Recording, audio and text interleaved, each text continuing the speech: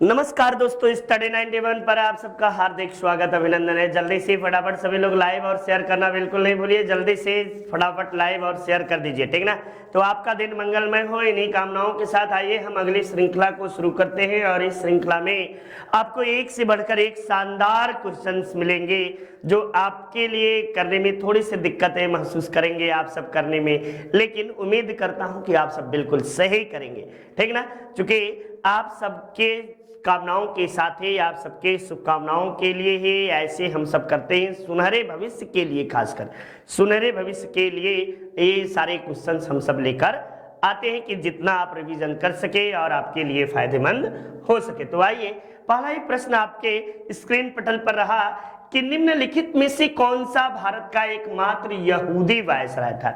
Lord Irwin था, Lord raiding था, Lord Canning था या लॉर्ड कर्जन था। तब एकमात्र यहूदी वायसराय के रूप में आपको कौन था?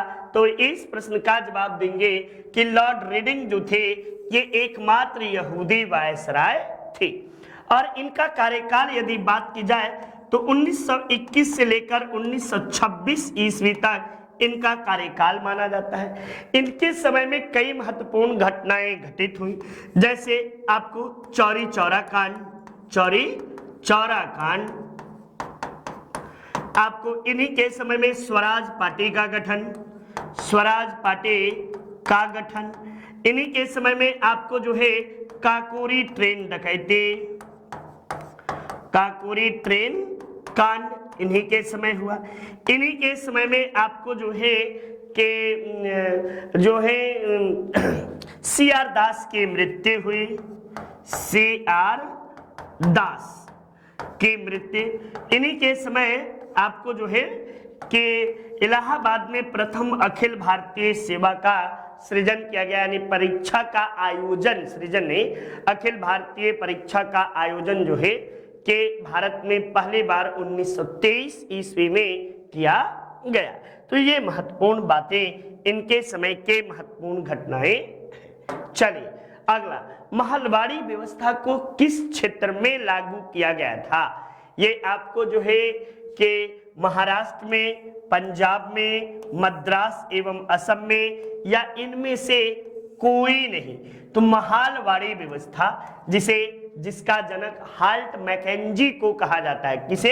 हाल्ट मैकेंजी, हाल्ट मैकेंजी को महलवाड़ी व्यवस्था का जनक कहा जाता है, ठीक ना। ये महलवाड़ी व्यवस्था जो है ये किसके समय में लागू हुआ? तब आप बताइएगा कि ये आपको जो है कि महलवाड़ी, महल का अर्थ होता है ग्राम सभा, ठीक ना, ग्राम समुदाय। महलवाड़ी व्यवस्था मतलब ग्राम सभा या ग्राम समुदाय के द्वारा यह कर लिया जाता था और यह कर 50% से अधिक तक वसूल किया जाता था। ये कर आपको सर्वप्रथम कहाँ लागू किया गया?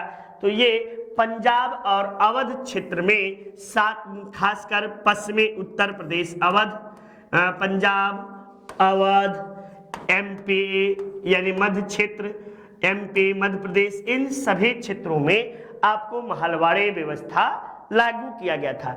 और टोटल भारत के आपको 51% भूभाग पर, 51% भूभाग पर महलवाड़ी व्यवस्था जो है ये लागू था, ठीक ना, ये महलवाड़ी व्यवस्था लागू था। चलिए नेक्स्ट, अगले महत्वपूर्ण प्रश्न के ओर चलते हैं।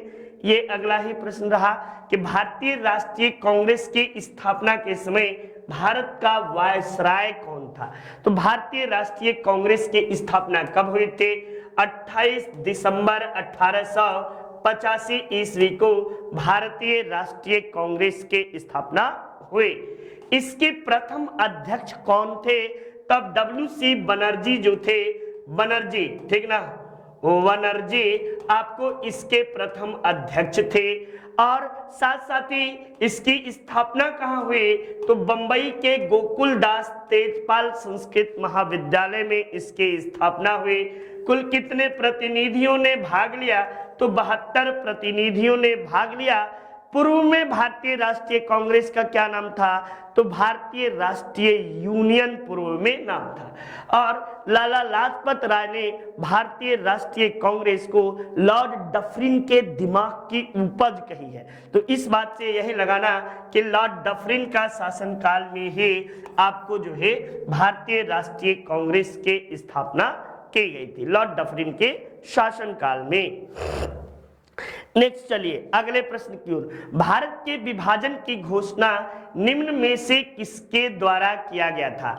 लॉर्ड माउंटबेटन के द्वारा, या आपको जो है कि जवाहरलाल नेहरू के द्वारा, आपको महात्मा गांधी के द्वारा, या श्री राजगोपालाचारी के द्वारा? तब भारत विभाजन की घोषणा जो है ये लॉर्ड माउंटबेटन के द्वारा किया गया था। लॉर्ड माउंटबेटन जो है ये भारत के अंतिम वायसराय, ठीक ना, वायसराय प्लस स्वतंत्र भारत के प्रथम गवर्नर जनरल, भारत के प्रथम गवर्नर, प्रथम अंग्रेज, प्रथम एवं अंतिम कर लो, ठीक ना, एवं अंतिम अंग्रेज गवर्नर जनरल, गवर्नर जनरल। ये बातें पूरी याद कर लेना। इन्हीं के द्वारा आपको 3 जून 1947 ईस्वी को 3 जून प्लान प्रस्तुत किया जाता है और इसी प्लान के आधार पर 4 जुलाई 1947 ईस्वी को भारतीय स्वतंत्रता अधिनियम ब्रिटिश पार्लियामेंट के समक्ष प्रस्तुत होता है और 18 जुलाई 1947 ईस्वी को यह विधेयक पारित कर दिया जाता है और अधिनियम के रूप में परिवर्तित हो जाता है। ठीक, तो ये महत्वपूर्ण बातें रही। नेक्स्ट अगले प्रश्न में देखिए, सिल्वर ब्रोमाइड का इस्तेमाल कहाँ किया जाता है? आपको दवा बनाने में, डाई बनाने में, यानी फोटोग्राफी में या प्लास्टिक के निर्माण में? तब बताइए कि सिल्वर ब्रोमाइड का इस्तेमाल जो है ये फोटोग्राफी में प्रयोग किया जाता है। किसमें? फोटोग्राफी में सिल्वर ब्रोमाइड का प्रयोग किया जाता है। और फिल्म जो है ये आपको धोने का काम कहाँ किया जाता है? जो रील नहीं होता, रील को धुलने का काम आपको कहाँ किया जाता है? तो इसे आपको सिल्वर ब्रोमाइड में ही फोटोग्राफी में आपको धुलने का काम किया जाता है। ठीक ना, तो ये महत्वपूर्ण बातें हुई। नेक्स्ट देखो, ये लेखपाल, राजस्व लेखपाल शानदार हमारी संस्था की ओर से शानदार तरीके से बैच संचालित है। साथ साथ ही आपको इसमें 500 से अधिक आपको जो है ऑफ 5000 ऑफ सिर्फ 48 घंटे के लिए आपको बैच मिलेगा। आपको इसमें ऑफर चल रहा है, ठीक है ना, 48 घंटे के लिए आप सबके लिए ऑफर है। और ये आपको जो है कि 600 आवर्स का वीडियो है, लेक्चर है, आपको जो है कि फ्री टेस्ट सीरीज है, स्मार्ट पीडीएफ मटेरियल है, ऑफलाइन डाउनलोड करने की भी सुविधा दी गई है। उसके साथ साथ आपको ग्राम विकास अधिकारी का भी बैच हमारी संस्था की ओर से चल रहा है। इसमें भी आपको 600 से अधिक लेक्चर मिलेंगे। साथ ही साथ आपको टेस्ट सीरीज फ्री में मिलेगा। साथ ही स्मार्ट पीडीएफ मटेरियल भी आप डाउनलोड कर सकते हैं और ऑफलाइन डाउनलोड करने की भी सुविधा है। ये आप जो है 70077737 आपको जो है 34525 पर आप कॉल कर सकते हैं। ठीक, तो ये हमारा नंबर है संस्था का और इस पे आप कॉल कर सकते हैं। नेक्स्ट देखिए, ऑक्सीजन के बाद सबसे अधिक उपलब्ध कौन सा मूल तत्व है? ये ऑक्सीजन के बाद यदि सिलिकॉन है, कार्बन है, सोडियम है या क्लोरीन है, कौन सा तत्व जो है वो सबसे अधिक उपलब्ध है? तो पृथ्वी की भूपरपटी पर ऑक्सीजन के बाद आपको सबसे अधिक एल्युमिनियम है, जो कि ऑप्शन में नहीं है। तो इसलिए आप जो है कह सकते हैं कि आपको जो है सिलिकॉन सबसे अधिक मूल तत्व के रूप में उपलब्ध है। ठीक ना, ऑक्सीजन के बाद यदि पृथ्वी पर मूल तत्व के रूप में कोई उपलब्ध है तो वह आपको जो है कि सिलिकॉन है। ठीक, सिलिकॉन है। ये ऑक्सीजन के बाद फिर आपको एल्युमिनियम का नंबर आता है। चलिए नेक्स्ट देखो, शुद्ध सोना कितने कैरेट का होता है? यह प्रश्न बड़ा इजी है और सबको चाहिए। गोल्ड कॉइन चाहिए आपको जो है कि उसको क्या बोलते हैं, सोने का आपको जो है पट्टी जो बोलते हैं, इसे आपको क्या बोलते हैं, 22 कैरेट का होता है, 24 कैरेट का, 28 या 20, तो आपको 24 कैरेट का शुद्ध सोने का सिक्का होता है। लेकिन बिना इसमें तांबा मिलाए आप जो है कि आभूषण निर्माण नहीं कर सकते हैं, तो ये शुद्ध सोने का आपको सिक्का जो है ये होता है, ठीक ना। ये आपको शुद्ध सोने का सिक्का होता है। यदि बात की जाए सोने की, तो ये आपको आवर्त सारणी में ग्रह में आपको समूह का तत्व माना जाता है। आवर्त सारणी के ग्रह में तत्व का समूह इसे माना गया है। नेक्स्ट देखिए, प्रथम विश्व युद्ध का तत्कालिक कारण क्या था? तो प्रथम दुनिया पर अमेरिका की हावी होने की महत्वाकांक्षा, या आर्कड्यूक फर्डिनेंड की हत्या, या रूसी जार का पतन, या ब्रिटेन के प्रधानमंत्री लॉयड जॉर्ज की मृत्यु। तब इस ऑप्शन के अनुसार जो है प्रथम विश्व युद्ध का तत्कालिक कारण आपको जो है आपको फर्डिनेंड, आर्कड्यूक फ्रांसिस फर्डिनेंड की हत्या, ठीक ना, सर्बियाई लोगों के द्वारा आपको जो है ऑस्ट्रिया के राजकुमार आर्कड्यूक फर्डिनेंड और उनकी पत्नी इसाबेला की हत्या कर दी जाती है। उसी के विरुद्ध जो है कि तुरंत अल्टीमेटम दिया जाता है, लेकिन इसका सर्बिया के ऊपर कोई असर नहीं पड़ता और बाद में यही जो है प्रथम विश्व युद्ध के रूप में आपको परिणित मिलता है। 23 जुलाई 2000 आपको 1914 ईस्वी को प्रथम विश्व युद्ध प्रारंभ हुआ, ठीक ना। 23 जुलाई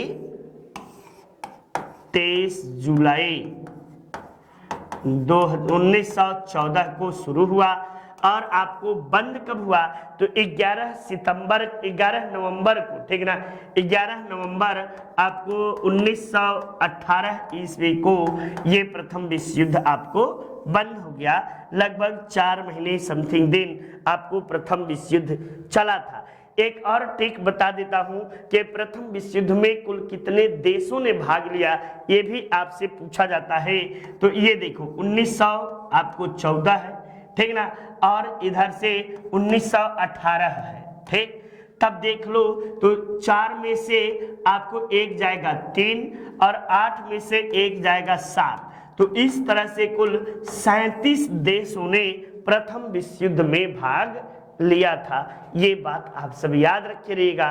कुल कितने देश? तो 37 देश प्रथम विश्व युद्ध में आपको भाग लिए थे, ठीक। और किसके साथ बंद हुआ?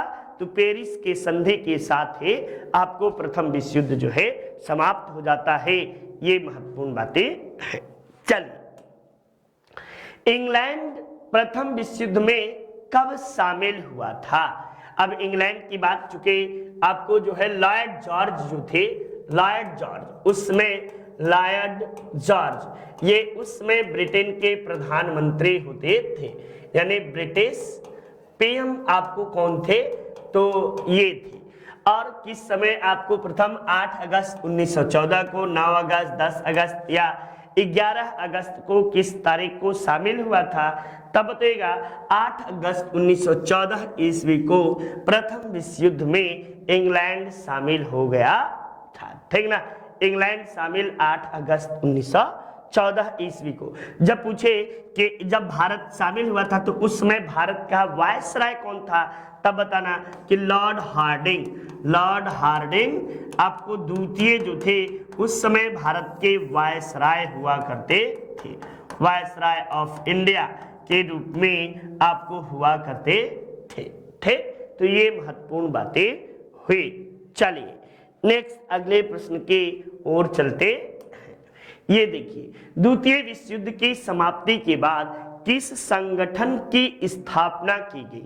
ये राष्ट्र संघ के, संयुक्त राष्ट्र संघ के, सार्क के या गुटनिरपेक्ष राष्ट्र के? तब बताएगा कि आपको द्वितीय विश्व युद्ध की समाप्ति के बाद आपको संयुक्त राष्ट्र संघ की स्थापना की गई थी। इसकी स्थापना 24 अक्टूबर 1945 ईस्वी को अमेरिका में किया गया था।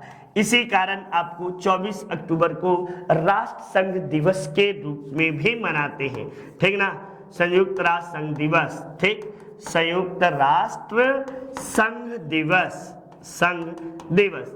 लेकिन आप सबको एक बड़ा दुर्भाग्यपूर्ण बता दूं कि वर्तमान में रूस यूक्रेन युद्ध चल रहा है, लेकिन संयुक्त राष्ट्र संघ के पास इसका कोई भी हल या समाधान नहीं है। ये अपने समाधान करने में अपने आप को अक्षम पा रहा है, ये बातें आप सबके लिए है। वहीं आपको राष्ट्र संघ की स्थापना कब हुई थी? तो प्रथम विश्व युद्ध के समाप्ति के बाद, प्रथम विश्व युद्ध के समाप्ति के बाद इसके स्थापना आपको 1920 ईस्वी में हुई थी।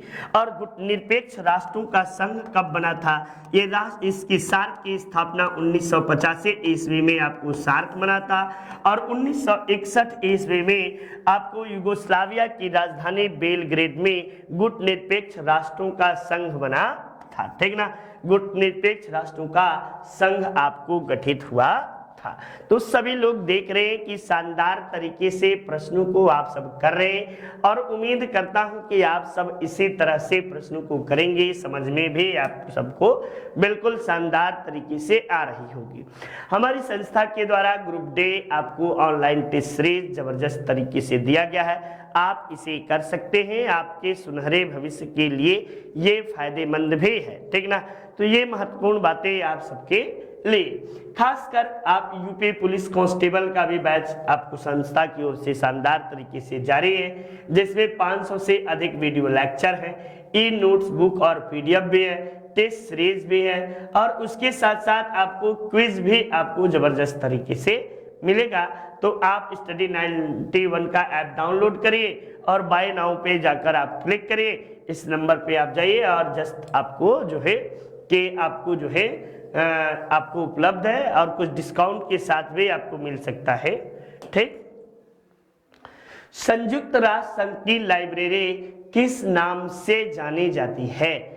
आपको जो है ब्रिटिश लाइब्रेरी लंदन के नाम से, या हैमरसोल्ड लाइब्रेरी यूएसए, राष्ट्रीय पूरा लेखागार के रूप में, या विलियम्स लाइब्रेरी लंदन के नाम से। तब आप बताइएगा संयुक्त राष्ट्र संघ के लाइब्रेरी जो है ये किस नाम से? तो हैमरसोल्ड लाइब्रेरी यूएस के नाम से जानी जाती है, ठीक है ना, हैमरसोल्ड लाइब्रेरी यूएस के नाम से जानी जाती है, ठीक ना। तो चलिए, ये महत्वपूर्ण बातें आप सबके लिए, कुछ इस तरह के प्रश्न जो होते हैं जीके जीएस के, और आप स्टैटिक जीके एक तरह से कह लो, ये महत्वपूर्ण स्टैटिक जीके का प्रश्न है, ठीक ना, ये स्टैटिक जीके का प्रश्न बनता है, ठीक। नेक्स्ट, वायुमंडल में निम्न में से किसके उत्सर्जन से अम्लीय वर्षा होती है? ठीक है ना, अम्लीय वर्षा नाइट्रोजन तथा सल्फर के ऑक्साइड से, या आपको CO2 तथा कार्बन मोनोऑक्साइड यानी CO से, ओजोन प्लस CO2 से, या कार्बन मोनोऑक्साइड प्लस आपको जो है नाइट्रोजन से। तो अम्लीय वर्षा के लिए नाइट्रोजन और सल्फर के ऑक्साइड इसके लिए जिम्मेदार होते हैं। और अम्लीय वर्षा जो है सर्वप्रथम कहाँ हुई थी? तो सर्वप्रथम नॉर्वे में हुई थी। और अम्लीय वर्षा का सूचना केंद्र जो है कहाँ है? तो नॉर्वे की राजधानी ओस्लो में आपको जो है अम्लीय वर्षा सूचना केंद्र है। क्या है? तो अम्लीय वर्षा सूचना केंद्र, वर्षा सूचना केंद्र, ये सब आप सब नोट कर लीजिए, ठीक ना। ये नोट नहीं करेंगे तो कोई मतलब नहीं है पढ़ने का, और सब हवा हवाई हो जाएगा दिमाग से, ठीक ना। इसमें आपको जो है SO2 की वर्षा होती है, ठीक। तो चलिए नेक्स्ट देखिए, सूर्य से आने वाला हानिकारक परावैंगनिक किरणें जो है आपको के कारण हो सकता है। क्या हो सकता है? यकृत कैंसर, मस्तिष्क कैंसर, मुखीय कैंसर, या त्वचीय कैंसर।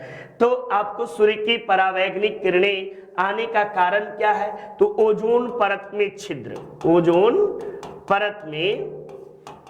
परत में छिद्र के कारण ही आपको जो है सूर्य की अल्ट्रावायलेट रेज पृथ्वी पर आती है, और जिसके कारण त्वचीय कैंसर नामक बीमारी आपको होती है त्वचा कैंसर। और ये आपको ओजोन परत में छिद्र का कारण क्या है, तो CFC नामक गैस जो है ओजोन परत में छिद्र का कारण बनती है। कौन सी? CFC गैस ओजोन परत में छिद्र का कारण है। नेक्स्ट देखो, धुआं में आंखों को प्रभावित करने वाला कौन सा शक्तिशाली उत्तेज्य होता है? आप देखते होंगे कि इसके कारण आंख से आंसू आपको जो है बहने लगता है। ये ओजोन है, सल्फर डाइऑक्साइड है, कार्बन डाइऑक्साइड है, या पैरा ऑक्सी एसिटाइल नाइट्रेट है। ठीक ना? तब आप इस प्रश्न का जवाब दीजिएगा कि इसके लिए पैराऑक्सी एसिटाइल नाइट्रेट जो है इसी के कारण आंख में धुआं लगने के बाद आंसू का स्राव होने लगता है। ये महत्वपूर्ण बातें हैं।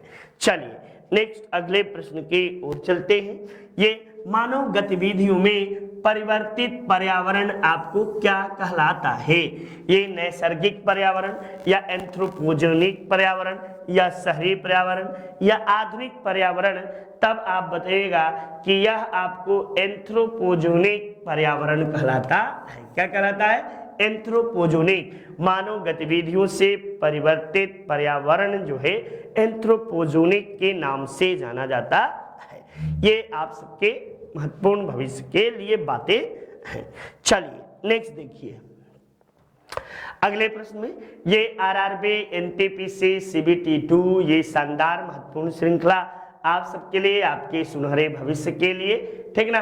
तो इस प्रश्न को जरूर से करिए। देखिए ऑनलाइन टेस्ट सीरीज है, रियल टाइम एनालिसिस है, वीडियो सॉल्यूशन, साथ ही साथ बाइलिंगुअल में भी आपको मिलेगा, यानी द्विभाषीय में आपको अंग्रेजी और हिंदी दोनों में मिलेगा। और आप प्रश्नों को कर सकते हैं, अपनी प्रैक्टिस और एक्यूरेसी को जांच कर सकते हैं कि आप कितने पानी में हैं, ये चीजें आपको पता चल जाएंगी। ठीक, तो ये आपके लिए, आप सबके लिए।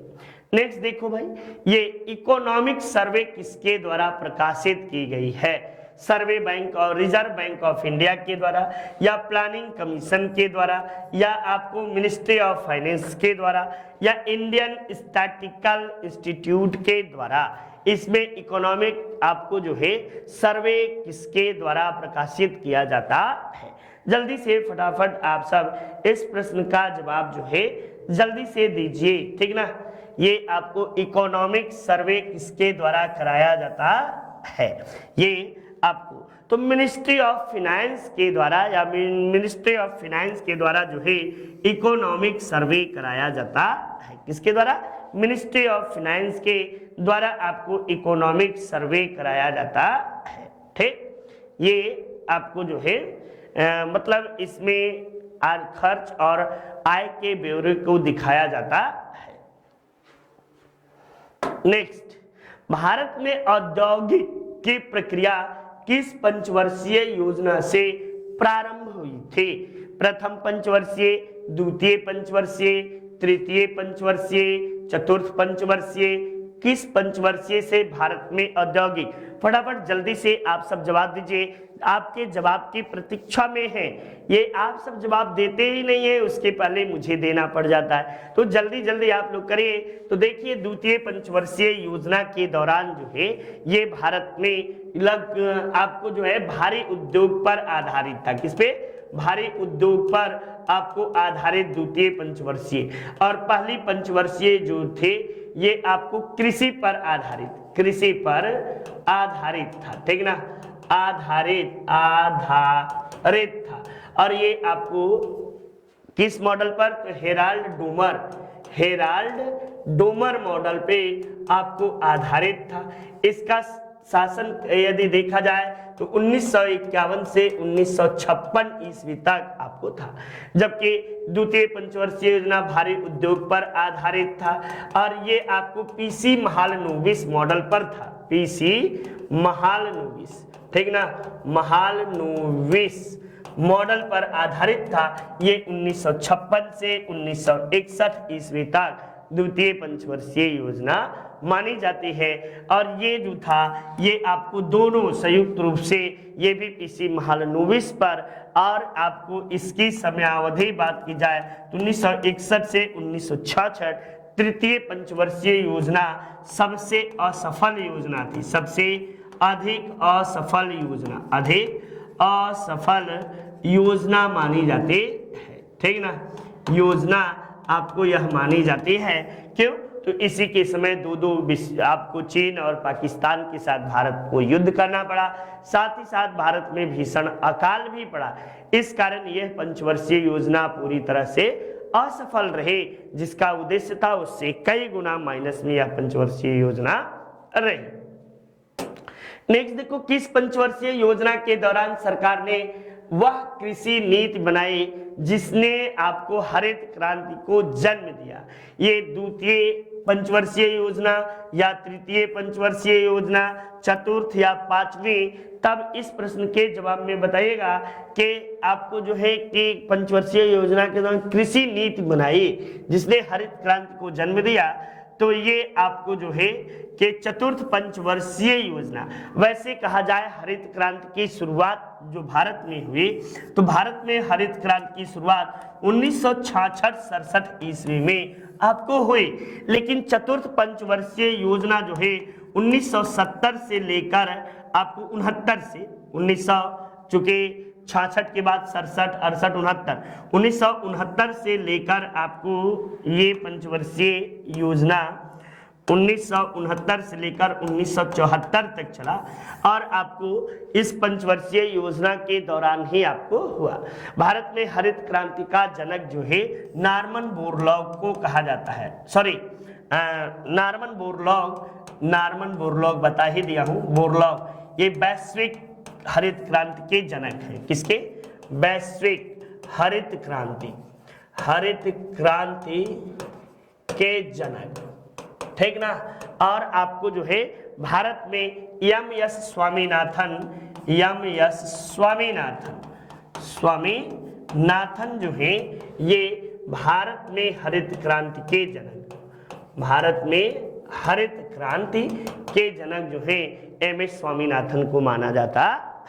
तो ये महत्वपूर्ण बातें आप सबके लिए, आपके लिए चीजें आप सब नोट करते चलिएगा। ये बड़ा ही महत्वपूर्ण श्रृंखला है और आप सबके लिए है। भारत का आर्थिक सर्वेक्षण प्रत्येक वर्ष किस संस्थान के द्वारा कराया जाता है? ये आपको भारतीय रिजर्व बैंक, भारतीय योजना आयोग, भारत सरकार के वित्त मंत्रालय या भारत सरकार के उद्योग मंत्रालय के द्वारा, तो पीछे इसको अंग्रेजी में आप सब किए थे, भारत सरकार के फाइनेंस मंत्रालय के द्वारा, वित्त मिनिस्ट्री के द्वारा यह आपको भारत में आर्थिक सर्वेक्षण प्रत्येक वर्ष आपको कराया जाता है। ठीक ना, प्रत्येक वर्ष आपको आर्थिक सर्वेक्षण कराया जाता है। ये महत्वपूर्ण बातें हुई। चलिए, संसद के सूचना अधिकार अधिनियम को भारत के राष्ट्रपति के स्वीकृति कब प्राप्त हुई? तब ये, अब देखो, अब ये लागू नहीं पूछ रहा है, कब स्वीकृति प्राप्त हुई? 15 मई 2005 को, 5 जून 2005 को, 15 जून 2005 को या 12 अक्टूबर 2005 ईस्वी को? तब बताइएगा कि राष्ट्रपति की स्वीकृति आपको जो है ये कब प्राप्त हुई? तो 15 जून 2005 ईस्वी को राष्ट्रपति की स्वीकृति प्राप्त हुई। और आप सबको बता दें कि 12 अक्टूबर 2005 को जम्मू एंड कश्मीर को छोड़कर से समस्त भारत में इसे लागू कर दिया गया, समस्त भारत में लागू। ठीक ना। और इसे अब क्या हो गया? तो अब यह आपको मौलिक अधिकार बन गया। क्या बन गया? मौलिक अधिकार आपको बन गया। और इसके पहले आपको कौन थे अध्यक्ष? तो वजाहत हबीबुल्लाह जो थे ये इसके संस्थापक अध्यक्ष थे। या आपको पहले यह सूचना आयुक्त, आपको जो है मुख्य सूचना आयुक्त कौन बने? तो ये प्रथम मुख्य सूचना आयुक्त ये देश के यही थे वजाहत हबीबुल्लाह साहब। नेक्स्ट, ये इंडिविजुअल शानदार आप सबके लिए, आपके सुनहरे भविष्य के लिए, ठीक ना। 140 घंटे से अधिक का video, free test series, smart PDF material offline download करने की भी, साथ ही साथ सुपर टेट की भी सुविधा आप सबको दे दी गई है। सुपर टेट का भी बैच हमारी संस्था की ओर से चालू हो गया है। ये आपको 600 से वीडियो लेक्चर, आपको जो है test series, smart PDF material और आपको ऑफलाइन टेस्ट। 600 वीडियो लेक्चर का मतलब समझिए कि आप यदि 1 घंटा रोज 5 घंटा पढ़ेंगे तो 6 पंचे, आप 5 घंटे के हिसाब से दे लीजिए, 12 पंचे 60, ठीक ना। ये 12 पंचे 60 लगभग आप पढ़ने में कितना दिन जाएगा ये समझ लीजिएगा, 120 दिन, ठीक ना। तो लगभग आपको 4 महीने से अधिक का समय लग जाएगा पढ़ने में। तो पढ़िए और शानदार तरीके से बैच को पहले से परचेज करिए और ये आपके लिए जरूरी है। तो ये नेक्स्ट देखिए, राज्य निर्वाचन आयुक्त के आपको नियुक्ति कौन करता है? Who appoints the state election commissioner. तब आप बताइएगा कि राज्य निर्वाचन आयुक्त के जो नियुक्ति होती है, इसकी नियुक्ति राज्यपाल के द्वारा की जाती है। 243 क के तहत आपको जो है कि राज्यपाल इसकी नियुक्ति करता है, जबकि मुख्य चुनाव आयुक्त भारत के नियुक्त जो होते हैं भारत के, तो इनके नियुक्ति राष्ट्रपति के द्वारा की जाती है। इनका जो आपको जो है राज्य निर्वाचन आयुक्त का प्रमुख कार्य क्या है? तो प्रमुख कार्य इनका चुनाव संपन्न कराना, यानी पंचायती राज चुनाव संपन्न कराना, और साथ साथ ही आपको नगर निकायों में चुनाव संपन्न कराना, नगर निकाय चुनाव संपन्न कराना, साथ ही साथ आपको मतदाता कार्ड बनवाना, आपको क्षेत्र जो आपको जो है कि चुनाव चिन्ह आवंटित करना, चुनाव चिन्ह आपको जो है आवंटित करना इनका प्रमुख कार्य माना जाता है। तो ये सभी इनके प्रमुख कार्य कहे जाते हैं। नेक्स्ट देखो, ये आपको राज्य निर्वाचन आयुक्त के बाद अगले प्रश्न में ये नीति आयोग का पूरा नाम क्या है? National institution for transforming India आपको है, या नेशनल इंस्टीट्यूशन फॉर ट्रांसफॉर्मिंग? अच्छा भैया, ट्रांसफॉर्मिंग दोनों बात तो एक ही है। इंस्टीट्यूशन, नेशन, अच्छा नेशन दे दिया, नेशनल नहीं है। National international for transforming India या national institute for transformation India.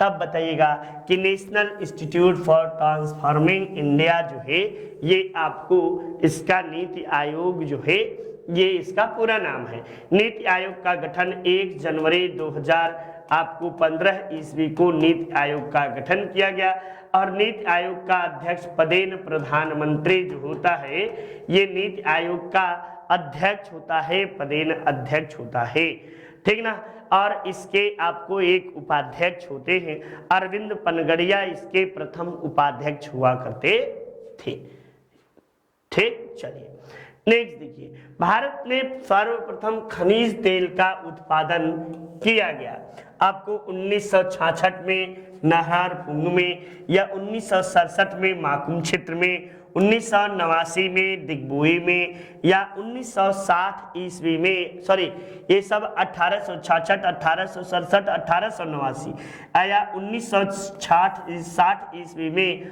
Ankleshwar में। तब बताइएगा कि भारत में आपको जो है कि पहला आपको जो है कि तेल खनिज का उत्पादन जो है 1967 ईस्वी में आपको उड़ीसा के माकुम क्षेत्र से, असम के माकुम क्षेत्र से यह आपको निकाला गया था, पहली बार असम के माकुम से, ठीक ना।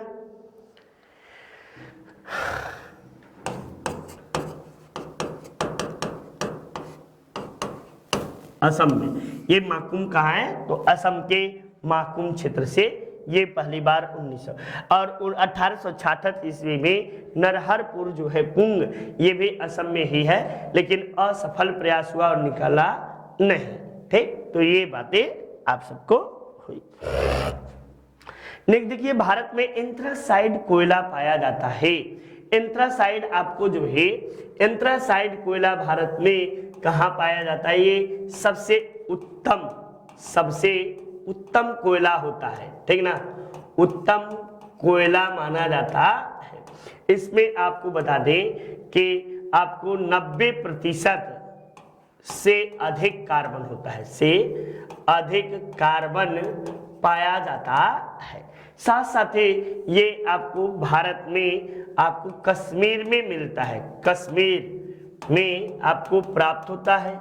और ये कश्मीर में अब यहाँ पे रियासी, तलचर, डाल्टनगंज, लखीमपुर, तो बताइएगा रियासी में आपको जो है ये एंथ्रासाइड प्रकार का कोयला पाया जाता है। ये रियासी कहाँ है? तो J&K में रियासी आपको स्थित है। लखीमपुर उत्तर प्रदेश में, डाल्टनगंज झारखंड के पलामू जिला में है, और तलचर जो है ये आपको लगभग उड़ीसा में है क्या, तलचर।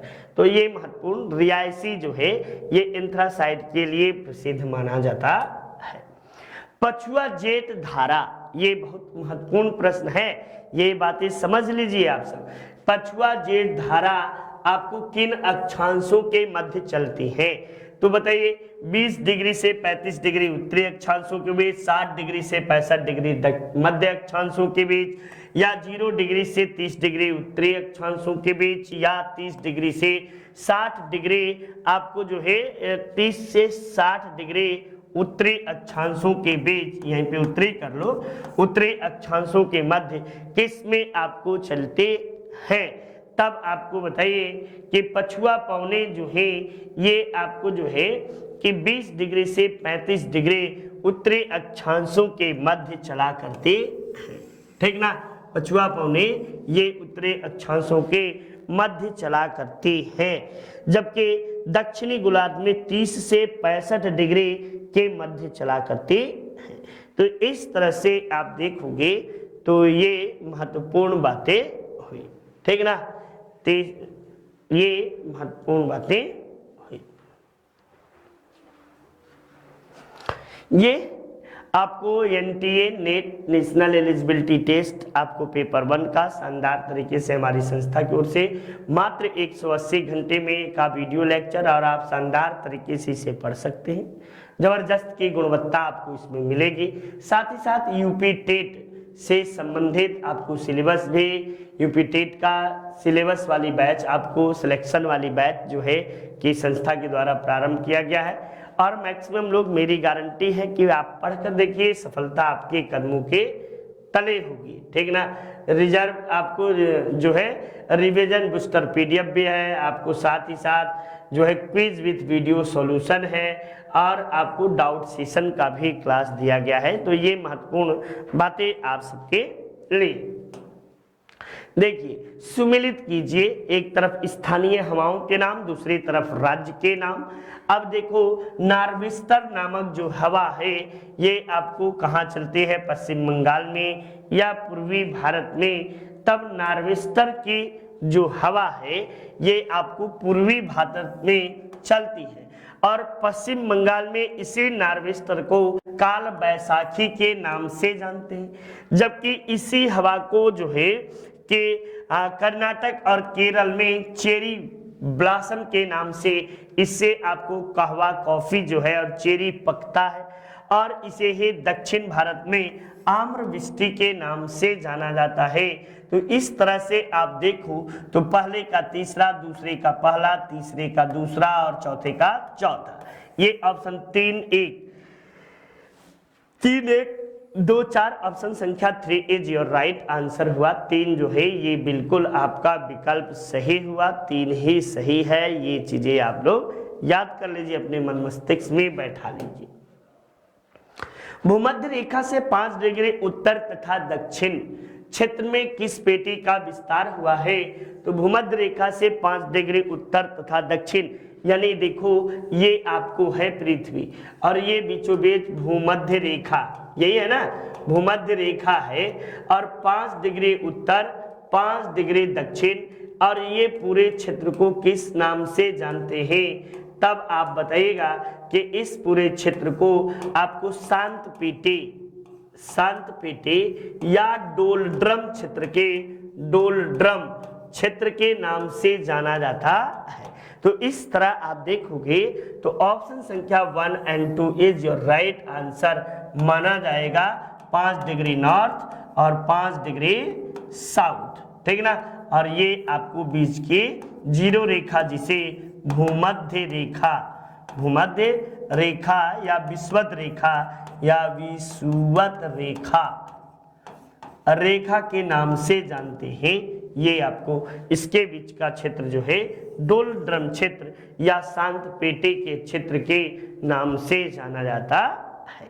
ठीक, चलिए नेक्स्ट देखो, ये इंद्रावती टाइगर रिजर्व आपको कहाँ है? छत्तीसगढ़ में, झारखंड में, केरल में या बिहार में? ए इंद्रावती टाइगर रिजर्व जो है छत्तीसगढ़ में है। इंद्रावती टाइगर रिजर्व आपको कहाँ है? तो छत्तीसगढ़ में इंद्रावती टाइगर रिजर्व पाया जाता है। ये आपको जो है कि मध्य प्रदेश छत्तीसगढ़ का सबसे बड़ा टाइगर रिजर्व भी माना जाता है। ठीक, इंद्रावती से एक और कुछ चीजें पूछता है। गुरु घासीदास टाइगर रिजर्व भी छत्तीसगढ़ में है। छत्तीसगढ़ में कुल 3 टाइगर रिजर्व है, ठीक ना। कुल कितने हैं? 3 टाइगर रिजर्व। टाइगर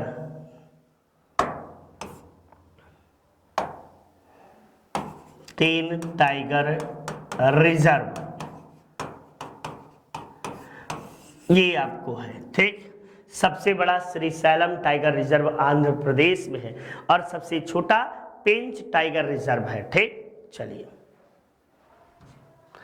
नेक्स्ट देखिए, हाल ही में किस राज्य में पहाड़ी क्षेत्रों में आपको पहली बार दिखा दुर्लभ धूमिल तेंदुआ जो है देखा गया? ये जो कि विलुप्त प्राय है, दुर्लभ आपको जो है नागालैंड में या केरल में, तमिलनाडु में या झारखंड में।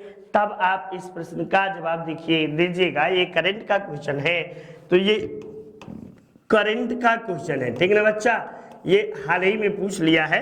तो नागालैंड में हाल ही में जो है धूमिल तेंदुआ जो देखने को मिला, धूमिल तेंदुआ ये नागालैंड में आपको देखने को मिला है। और साथ ही साथ नागालैंड में आपको जो है कि कह सकते हैं यह तेंदुए की सबसे छोटी प्रजाति है, ठीक ना। ये तेंदुए की सबसे छोटी प्रजाति है। तेंदुआ की सबसे छोटी प्रजाति टाइप में है।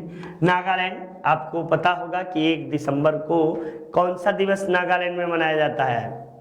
एक पक्षी है हार्नबिल दिवस जो है, ये हार्नबिल जो है हार्नबिल दिवस आपको 1 दिसंबर को नागालैंड में मनाया जाता है, हार्नबिल पक्षी दिवस। ठीक, तो ये महत्वपूर्ण बातें आप सबके लिए, आपके सुनहरे भविष्य के लिए। ठीक, चलिए नेक्स्ट अगले प्रश्न की ओर आइए। हाल ही में किस राष्ट्रीय पार्क में जल मुर्गी की गणना की गई? ये ओरंग राष्ट्रीय उद्यान, काजीरंगा राष्ट्रीय उद्यान, गुरु घासीदास राष्ट्रीय उद्यान या आपको जो है दिहांग पटगाई राष्ट्रीय उद्यान। ठीक, ये सब में राष्ट्रीय ऐसे है राष्ट्रीय उद्यान। तब आप बताइएगा कि आपको हाल ही में, यानी ये भी आपको करंट का क्वेश्चन है, ये भी आपको करंट का क्वेश्चन बना है। और हाल ही में जो है ये काजीरंगा राष्ट्रीय उद्यान में जल मुर्गी की गणना की गई है।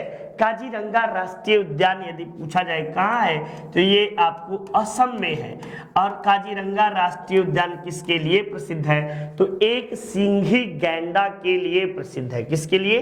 एक सिंघी, आपको जो है सिंघी गैंडा आपको जो है गैंडा के लिए प्रसिद्ध आपको है।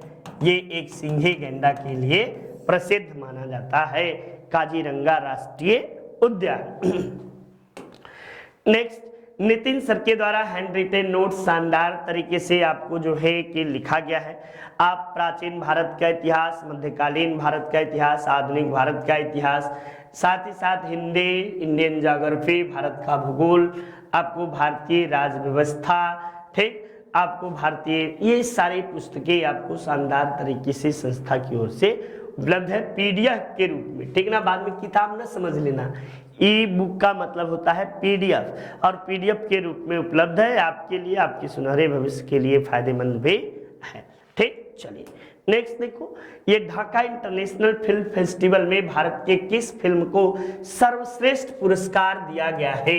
ये जय भीम को, या कुंजगल को, या सनी को, या मराक्कर को? तब जय भीम आपको फिल्म जो है ये आपको किसे दिया गया है ढाका इंटरनेशनल में? तब आप बताइए, कुंजगल जो है इस फिल्म को सर्वश्रेष्ठ इंटरनेशनल ढाका इंटरनेशनल फेस्टिवल का अवार्ड दिया गया है, ठीक ना। ये आप सब याद अवार्ड याद कर लीजिए, ठीक। ये अवार्ड याद नहीं करेंगे तो आगे चलकर आप सबके लिए दिक्कतें खड़ा हो जाएंगे, ये कंफर्म है, ठीक। परीक्षा में याद नहीं रखेंगे तो। किस भारतीय टाइगर रिजर्व ने आपको TX2 पुरस्कार जीता है? तब आपको बताइएगा किस बर्दिया नेशनल पार्क ने, या सत्यमंगलम टाइगर रिजर्व ने, या डोडा अंधारी टाइगर रिजर्व ने, या परिम्बी कुलम टाइगर रिजर्व ने? तो सत्यमंगलम टाइगर रिजर्व ने आपको आपको TX2 पुरस्कार जीता है। TX2 का मतलब है कि इसमें आपको 2022 में बाघों की जनसंख्या को दुगनी करनी थी, लेकिन यह आपको जो है 2021 में ही यह पुरस्कार इसने जीत लिया कि इसने दुगने से अधिक संख्या जो है बाघों के सत्यमंगलम टाइगर रिजर्व में हो गई, ठीक ना। ये महत्वपूर्ण बातें आप सबके लिए। सत्यमंगलम टाइगर रिजर्व जो है तमिलनाडु के ईरोड जिले में है, ये भी याद कर लेना, ठीक ना। तमिलनाडु में आपको है, ईरोड जिले में, ईरोड जिला में है, ठीक। तो ये महत्वपूर्ण बातें हुई। नेक्स्ट, ये पीडियाट्रिक्स निम्न में से किसके अध्ययन से संबंधित है? अस्थियों के, हृदय से, शिशु रोग से, या नेत्र रोग से? तो पीडियाट्रिक जो होता है ये आपको शिशुओं के रोग से संबंधित है। किसके? शिशुओं के रोग से संबंधित पीडियाट्रिक है। इसमें बच्चे, जैसे 10 साल का बच्चा होता है, 5 साल का बच्चा या 10 साल का लगेगा 20 साल का, उसका भीमकाय शरीर हो जाता है, या उसे सूखा जैसा रोग हो जाता है। तो इन सभी तरह की बीमारियों को जो है अध्ययन करने को, शिशु रोग से संबंधित अध्ययन को पेडियाट्रिक्स कहा जाता है, ठीक ना। शिशु रोग से संबंधित अध्ययन पेडियाट्रिक्स के नाम से जानी जाती है। ये IAS में प्रश्न पूछा है। विडॉल परीक्षण किसके लिए किया जाता है?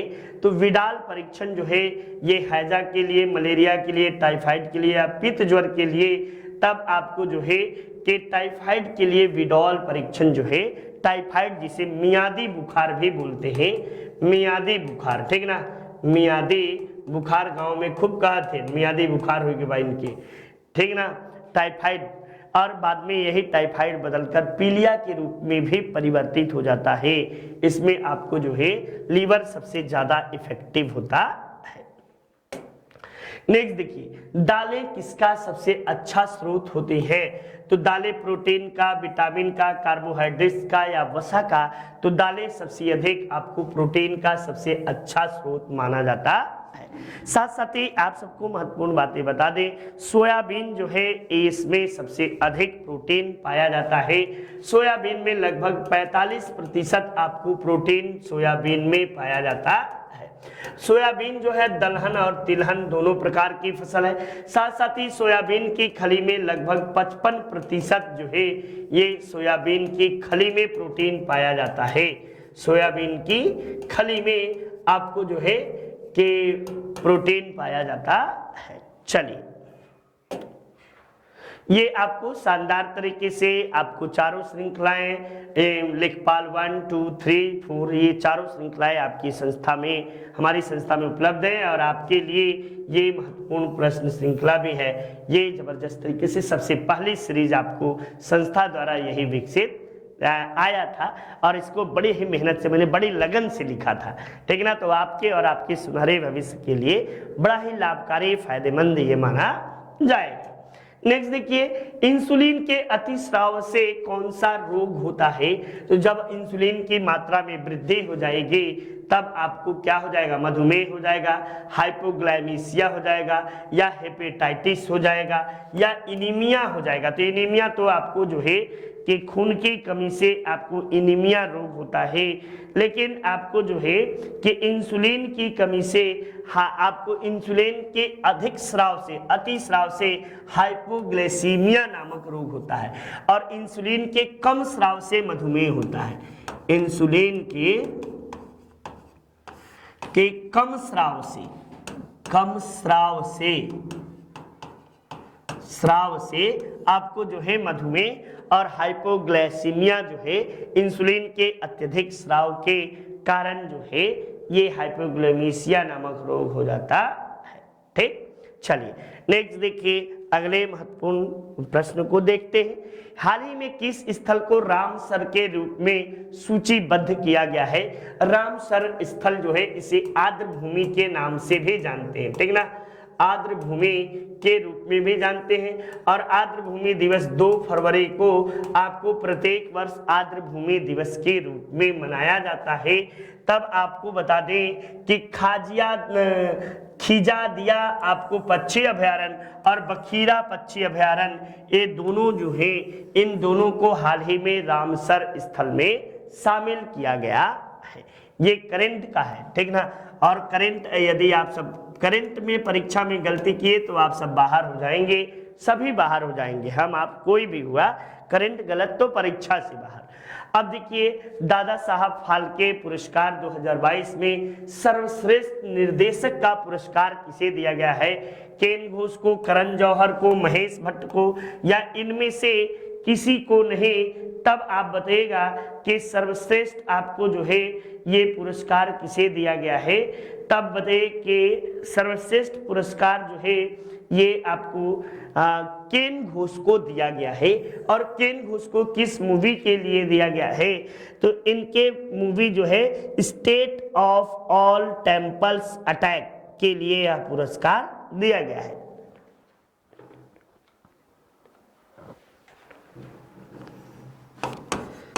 स्टेट ऑफ सीज टेम्पल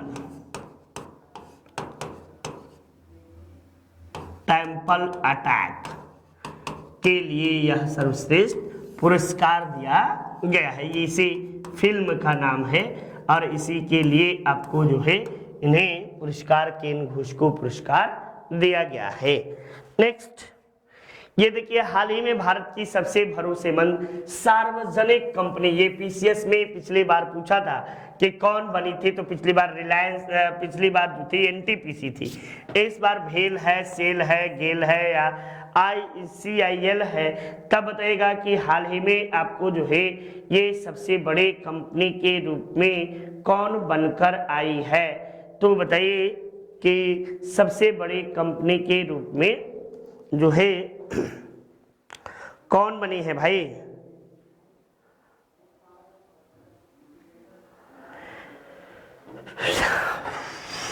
पिछली बार शायद सेल थी, मेरे दिमाग से भी उतर गया है। CIL, चलिए याद आ गया। CIL जो है ये भारत की सबसे बड़ी कोल इंडिया लिमिटेड है। ये भारत की महारत्ना, सब की सब महारत्ना कंपनियां हैं और इसमें CIL जो है सबसे आपको भरोसेमंद कंपनी के रूप में उभर कर आई है। चलिए नेक्स्ट देखिए, आपको जो है कि हाल ही में युवा गणितज्ञों के लिए रामानुजम, जिसे भारत का महान गणितज्ञ थे, ये किसे सम्मानित किया गया है? कैरोलिना अरुंजे को, या नीना गुप्ता को, आनंद कुमार को, या शकुंतला देवी को? तब आप बताइएगा कि यह पुरस्कार जो है नीना गुप्ता को, मैथमेटिक्स में उल्लेखनीय योगदान के लिए नीना गुप्ता को यह पुरस्कार दिया गया है, ठीक ना। ये आपको पुरस्कार नीना गुप्ता को दिया गया है और ये इंटरनेशनल कांग्रेस के द्वारा यह पुरस्कार दिया जाता है, ठीक। तो ये आपको किताबें आपके द्वार तक होम डिलीवरी शानदार तरीके से संस्था के द्वारा आपको दी जा रही है और आप इसे जरूर परचेज करिए और पढ़िए। पढ़ेंगे नहीं, पढ़ेगा इंडिया तभी बढ़ेगा इंडिया, ठीक ना। तो जय हिंद, जय भारत। इन्हीं शब्दों के साथ आपका दिन मंगलमय हो। आप सब एकदम शानदार तरीके से अपनी पढ़ाई में जुड़ जाइए और आपके सुनहरे भविष्य के लिए बड़ा ही फायदेमंद है, ठीक। तो इसी के साथ नमस्कार, आपका दिन मंगलमय हो।